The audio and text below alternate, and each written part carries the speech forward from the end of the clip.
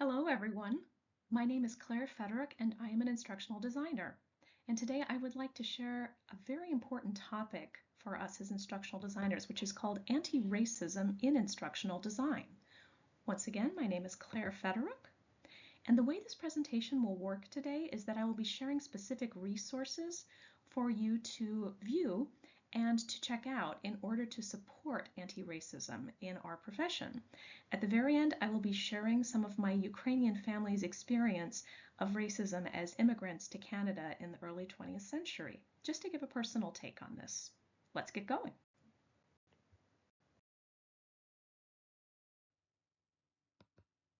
The first source I'd like to bring to your attention is a book by Professor Ibram X. Kendi called How to Be an Anti-Racist. This is from 2019. This is what the book looks like. Maybe you've seen it.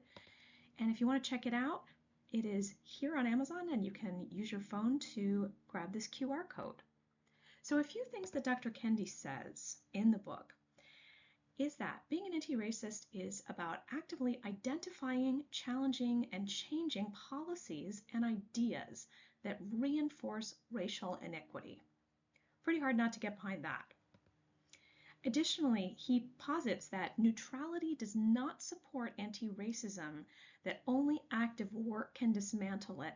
So therefore, we as instructional designers need to be especially proactive about this.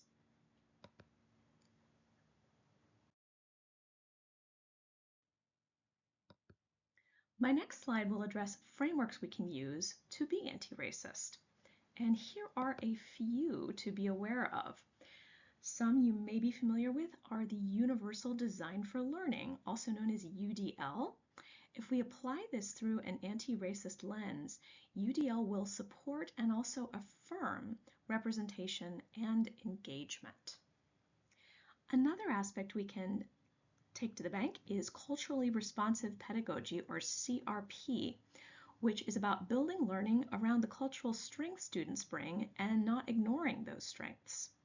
So CRP creates a learning environment where students feel safe, respected, and empowered to succeed.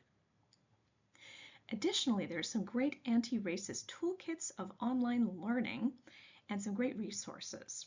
So I'll share this QR code here. This is from the University of Michigan, and you can check out the website with your phone by using the QR code.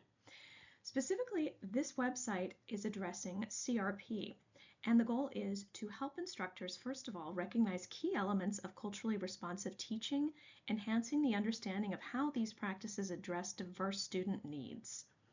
Number two, it's designed to help instructors implement culturally responsive strategies in their own classrooms by drawing inspiration from real-world examples in the stories. And number three, to help instructors evaluate the impact of culturally responsive teaching by critically examining the successes and challenges faced by previous instructors. So we're also looking at ourselves while looking at our students, which I think is very responsible.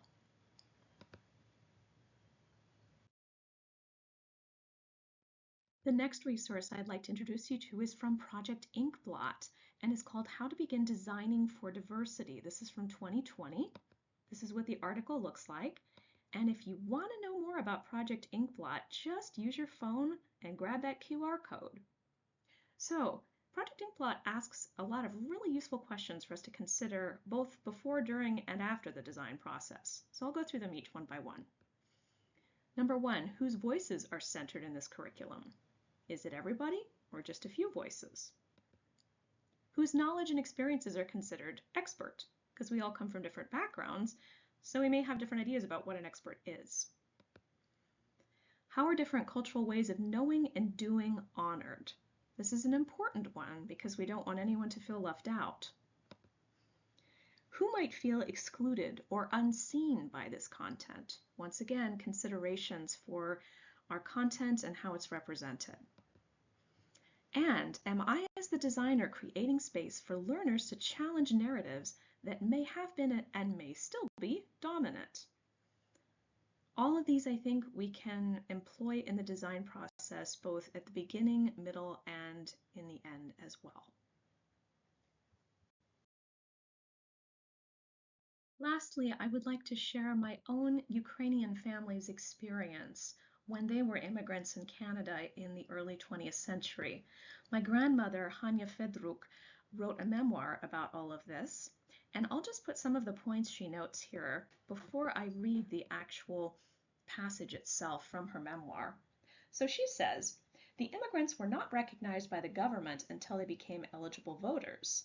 The politicians became aware of the necessity to court them to receive their vote. The Anglos were afraid of these different, hardworking people. Finally, the priests and parents began to realize that the children had to go to public school to fit into the English society and to be successful. The children received considerable abuse because they were different, their clothes were different, and they did not speak the English language. The other children could be very cruel and mean, as I found out firsthand when I started school. Change was coming as education provided an avenue for the children to blend into the Anglo world, and they stayed in school until 16. The immigrants had another force to reckon with. The first and second generations of Ukrainian Canadians with education began to adopt many of the Anglo ways and were urging their parents and grandparents to do the same. They were losing some of their own culture and began to leave for greener pastures, which was very upsetting to the parents and grandparents. As generation after generation got older, they maintained a very strong culture, which I have great admiration for. These people preserved our heritage and left a great legacy for us to treasure. I dedicate my modest efforts in my manuscript to their courage and sacrifices. So it's always wonderful to add a personal piece of anti-racism into this and to realize that our own parents and we may have experienced this, of course. If you want to know more about Ukrainian immigrants to Canada, you can again go to this QR code, which goes to the Canadian Library about this period in Canada's history. I hope this has been helpful, and have a lovely day.